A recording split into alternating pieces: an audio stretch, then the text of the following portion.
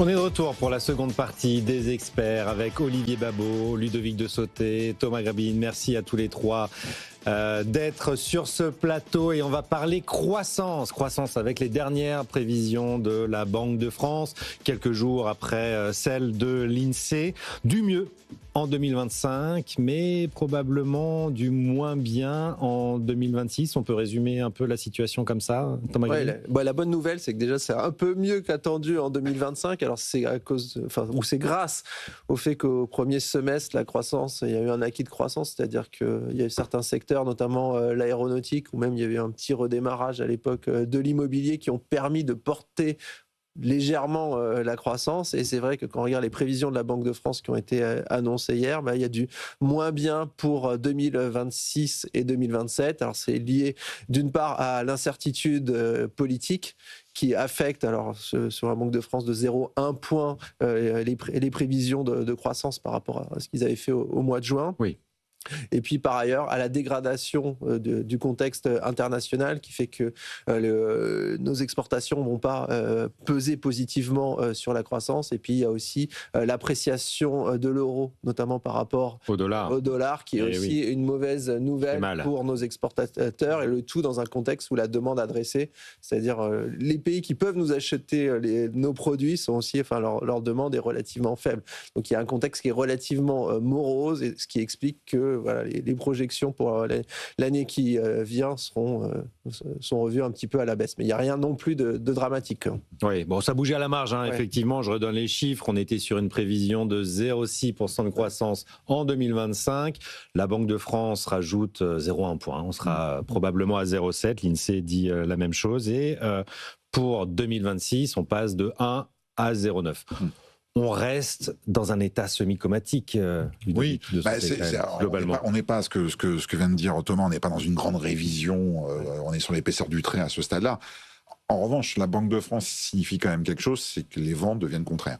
C'est en fait ce mouvement-là en train de signifier ça. Il y a les points évoqués par Thomas. C'est les tensions internationales principalement qui pèsent. Et l'instabilité politique. C'est-à-dire que on parlait de Fitch tout à l'heure. C'est-à-dire que c'est où est-ce qu'on va. C'est-à-dire comment ce pays aura un budget. Est-ce qu'il est gouvernable, pilotable. Est-ce qu'il y aura un cap économique clair en 2026. Personne ne le sait.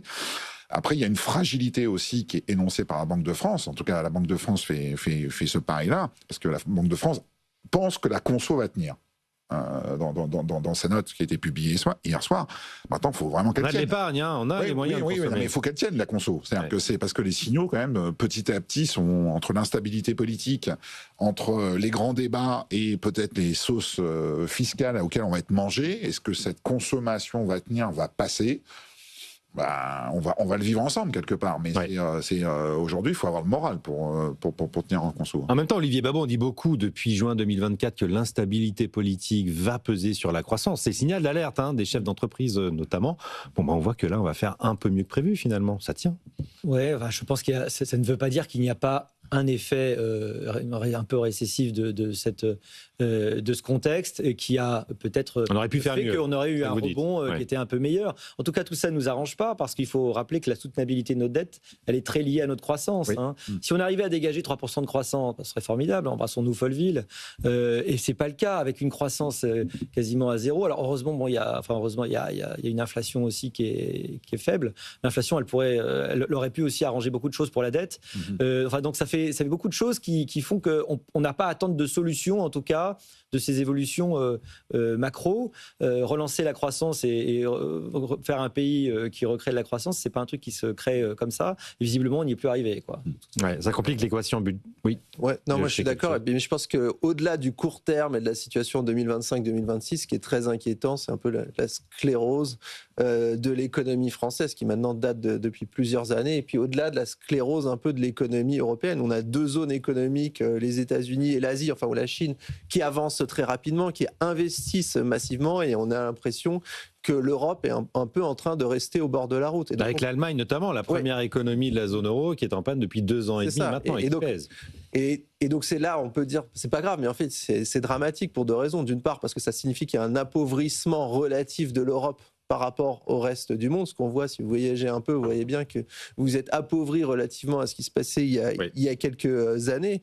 Et puis surtout, d'un point de vue géopolitique, géostratégique, en fait, on va se déposséder d'outils de souveraineté. On parlait encore de l'IA tout à l'heure. Si on ne maîtrise pas les chaînes de valeur de l'IA, alors que vous aurez de l'IA partout, dans les drones, dans tous les infrastructures d'armement, ça veut dire que vous serez dépendant de l'extérieur, y compris pour vous défendre. Donc il y a à la fois un enjeu économique qui est fondamental, c'est est-ce qu'on s'appauvrit ou pas, et d'autre part, il y a un enjeu aussi de souveraineté pour la France et pour l'Europe qui est aussi fondamental. Et on a l'impression que sur ces deux bases, on est très loin du compte. Le game changer, est-ce que c'est pas l'Allemagne, Ludovic de Sauté? Et bon, alors la coalition a un peu du mal en ce moment à se mettre d'accord sur certains points, mais on a quand même quasiment 1000 milliards d'euros d'investissement attendus par l'Allemagne. Le bazooka. La moitié sur les infrastructures, l'autre moitié sur les dépenses mais ça se joue en Allemagne, et ce que vient de dire Thomas est important. Et par rapport à cette note de la Banque de France,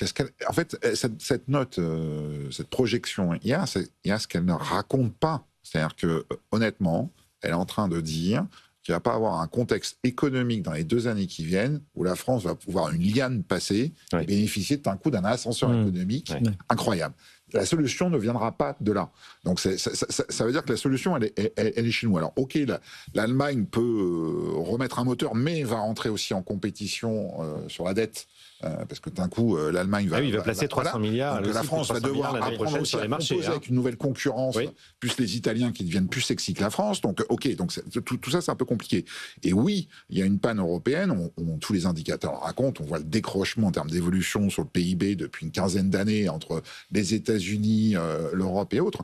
Et là-dessus, j'allais dire, on a quand même le constat de note en note, que ce soit l'INSEE, la Banque de France et je pense à d'autres études. Voilà, on a un patient à peu près stable, mais il va rien se passer. En fait, ce patient, il n'est pas prêt de sortir de l'hôpital. C'est-à-dire qu'il est stable, mais il ne va pas sortir de l'hôpital pour l'instant. Et c'est une réalité. C'est-à-dire que c'est une réalité. Il n'y a pas d'indicateur qui nous montre que ce pays est à 2 doigts d'un redécollage économique. Je pense que le gros risque, c'est de vivre ce qu'a vécu l'Italie ces 30 dernières années. Il y a eu une très forte hausse des dépenses publiques en Italie dans les années 80. Et en fait, les 20 ans suivantes, en fait, l'Italie a, entre guillemets, payé. C'est-à-dire que ils ont été obligés de faire plus ou moins de l'austérité pendant 20 ans, justement pour payer, pour essayer d'amortir ces dépenses publiques des années 80. Mais ça paye enfin. Ça paye difficilement. La croissance italienne est relativement faible. Ils ont un taux d'endettement qui est élevé. Ils ont un chômage. Donc relativement, l'Italie va mieux. Mais enfin, on ne peut pas dire que la situation économique italienne fait... c'est pas non plus, on n'est pas ni les États-Unis, ni la Chine, ni la Corée du Sud, quoi. Donc, de nouveau, au niveau européen, on se satisfait de très peu. Et juste un chiffre pour illustrer le décrochage européen, c'est quand on regarde les investissements industriels qui ont été annoncés dans le monde ces dernières années. De 2016 à 2024, pour l'Union européenne dans son entier, c'est 8% des investissements industriels annoncés dans le monde. C'est 17% aux États-Unis, donc moitié moins dans l'Union européenne. Et quand vous regardez en Asie, c'est plus de 50% des investissements industriels annoncés dans le monde. Quand vous prenez maintenant les giga-investissements, c'est-à-dire supérieurs à 5 milliards de dollars, là, l'Union européenne, c'est 2% de ces giga-investissements au niveau mondial. C'est autant que l'Océanie. C'est pas le reflet des investissements dans la tech, ça, notamment dans les semi-conducteurs. C'est en partie, mais c'est aussi la croissance aujourd'hui. C'est aussi le reflet d'un décrochage européen. Depuis 20 ans, on parle de stratégie de Lisbonne, que l'Europe va être à la pointe. En fait, on ne voit rien. Et on a joué depuis 50 ans sur nos acquis, c'est-à-dire l'automobile, les secteurs forts, notamment en Allemagne, la machine-outil. Et on voit que ces secteurs aujourd'hui sont rivalisés par le rouleau compresseur chinois. Et qu'en fait, il n'y a rien derrière. On n'a pas réussi à créer des secteurs d'activité nouveaux depuis des dizaines d'années en Europe. C'est le problème de l'Europe. Le vieux continent n'a jamais aussi bien porté son nom. On a raté le virage, c'est vrai, de la robotisation, puis de la numérisation. Et aujourd'hui, on est un peu en retard sur l'IA. Avant, de l'intelligence artificielle, on est en train de louper complètement celui de la robotisation. C'est vrai que c'est extrêmement triste. Et à la liste des doléances que les citoyens peuvent légitimement avoir contre l'Europe, sur le fait qu'on a perdu une partie de notre souveraineté, par exemple liée à la maîtrise des flux migratoires, il y a aussi le fait que vous nous aviez promis que ça nous rendrait plus forts. mais c'est absolument pas ce qui s'est passé. En réalité, on sort de l'histoire tous ensemble, ce qui n'est pas tout à fait... alors peut-être qu'on n'aurait pas mieux fait tout seul, mais enfin, on peut à bon droit se dire que l'Union n'a pas tellement, pour l'instant, fait la force. Et c'est vrai qu'on continue à sortir de l'histoire petit à petit, à s'appauvrir en PIB. Alors même si c'est... Les différences, comme vous savez, ne sont pas aussi fortes si vous regardez en parité de pouvoir d'achat. Oui, c'est ça. Il y a un sujet aussi de différence entre l'euro et le dollar, quand même. Très significative quand même. On passe de 30 à 15. Ça divise elles sont incroyables si vous regardez évidemment uniquement les revenus, mais si vous regardez en parité de pouvoir d'achat, il y a quand même quelque chose aussi de l'ordre de ce déclassement. Mais c'est tout simple, en fait. C'est l'espèce de nœud coulant fiscal dans lequel on est. On est en train de... On meurt de hausse de dépenses trop élevées qui font que vous allez sur le travail, sur l'économie, sur les entreprises, faire peser des charges trop grande. C'est aussi simple que ça. Mais ça, c'est pas toute l'Europe qui est au niveau des prélèvements français. Non, c'est vrai, mais c'est pour ça qu'on est probablement ceux qui avons le plus de problèmes. Mais après, on pourrait rajouter les questions liées aux réglementations, au marché pertinent, à une compréhension extrêmement étroite de la concurrence. Si Emmanuel était là, il nous en parlerait, mais on a voulu avant tout protéger. Il sera là demain, Emmanuel Combe. Ah bah très bien, Emmanuel Combe, bien sûr. On a voulu protéger avant tout le consommateur. On a oublié à un moment donné qu'il y avait aussi des marchés qui n'avaient plus la même taille que le marché pertinent. C'était autre chose et qu'il fallait permettre absolument la création de géants. Quand vous regardez depuis 10 ans là, les grandes entreprises qui ont été respectivement en Europe et aux États-Unis et en Asie, c'est glaçant en fait. C'est-à-dire qu'on n'a rien fait, on n'existe pas. Et la capitalisation qui va avec, Google vient de passer les 3 000 milliards de dollars de capitalisation. Thomas Grabine. Et c'est vrai qu'on a été à la pointe en termes de réglementation, notamment la réglementation environnementale depuis une vingtaine d'années. Et puis il y avait un discours aussi, on va être à la pointe sur les industries. Or aujourd'hui, c'est les industries où on est presque le plus en retard, entre guillemets. On voit la domination de la Chine sur toutes les industries vertes, la batterie, les panneaux solaires. Ils ont dans tous ces secteurs plus de 2/3 de part de marché, alors que ça devait être justement les secteurs où l'Europe pourrait dominer, parce que c'est une préoccupation très importante pour les Européens depuis 25 ans. Mais en fait, on a mis en place des réglementations sans réfléchir à une stratégie économique pour développer ces secteurs d'activité et sans voir qu'il y avait un géant en face qui jouait pas les règles du jeu, alors que nous on fermait les yeux face à ça et qui menaçait en fait de détruire tous nos secteurs d'activité. Je pense qu'il y a une métaphore qui est intéressante pour comprendre la situation actuelle, c'est ce qui s'est passé sur les panneaux solaires il y a une quinzaine d'années. C'est-à-dire que l'Europe était dominante dans la production de panneaux solaires encore dans les années 2000. La Chine a mené une stratégie très agressive pour monter en gamme dans les panneaux solaires et donc elle a commencé à rivaliser dès les années 2000 sur les panneaux solaires. Et donc nous, en tant qu'Européens, on a eu une réaction qui a été à la fois lente et très insuffisante. Ce qui fait qu'on a mis des droits de douane, en gros, mais qui ont été très faibles. Ce qui s'est passé, c'est ce qui risque de se passer sur des pans entiers de l'industrie demain, c'est qu'en fait, comme ces droits de douane étaient insuffisants, en fait, ça n'a pas empêché les produits chinois d'entrer alors qu'ils étaient massivement subventionnés. Et donc, à un moment, on a dit, en fait, c'est juste un surcoût pour le consommateur, ça n'a aucun sens. Et donc, on a retiré ces panneaux solaires. Et le résultat, c'est que notre industrie de panneaux solaires en Europe a disparu, ou quasi disparu. Et donc, on peut dire, sur le panneau solaire, c'est pas dramatique, parce que c'est pas un enjeu majeur d'un point de vue macroéconomique. Mais si vous reproduisez ce scénario sur des pans entiers de l'industrie européenne, sur l'automobile, sur la batterie, vous voyez, sur la machine-outil, il faut voir la percée de la Chine depuis 3 ans sur la machine-outil. Les exportations chinoises explosent dans la machine-outil, alors que les importations allemandes, elles, les importations chinoises depuis l'Allemagne baissent. Et donc, on voit bien que des pans entiers de l'industrie européenne sont menacés. Et là encore, on n'a pas l'impression qu'il y a une réaction européenne d'envergure. Ce que vous nous dites, Thomas Grabine, ce matin, c'est qu'il faut monter les barrières douanières aussi en Europe.